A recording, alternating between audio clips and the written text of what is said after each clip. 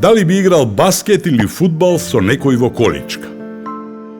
Каква количка? Да. Па. Да. По. Евет. Yes. Па, детето седеше на количката и играше. Што играш? Фудбал. Jag tror jag toppade i det акцента. Представи. А еве што кажаа повозрасните. Па како не може да трча? Bilmiyorum, sanırım hayır.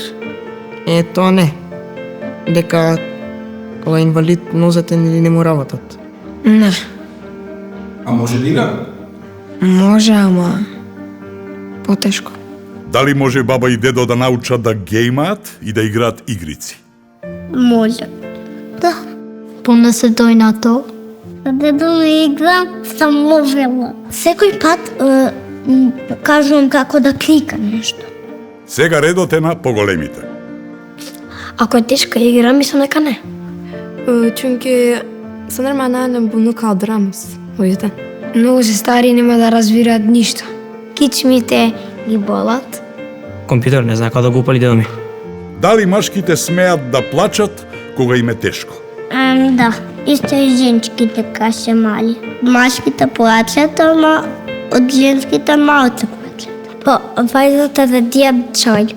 Кога ма родили ние најбаре плачков сите не умуша највише. Плачат дома, не пред женските, за да не мислиме дека се нешто послаби. Па, ако мора да плачат и им иде да плачат, нека се исплачат, што? Ама... Па, женските им се смеме. Дали момчињата можат да носат розово, а девојчињата сино? Секој може секоја боја што сака да ја има. Полна се дуан. Ако сака, носат. И може и други бои. Шај? Ако мајкина, ола. İsterseler taşıyabilirler ama... Па дека машки не носат розева. Розева или лјакова треба да припаѓаат на женските и да ги се облекуваат во розева и виолетова, а машките да се облекуваат во црвена, зелена и жолта. Според мене, дека розева им одговара поише на женските. Не, не сум розови бој. Зошто? Освен ако мама ме натера.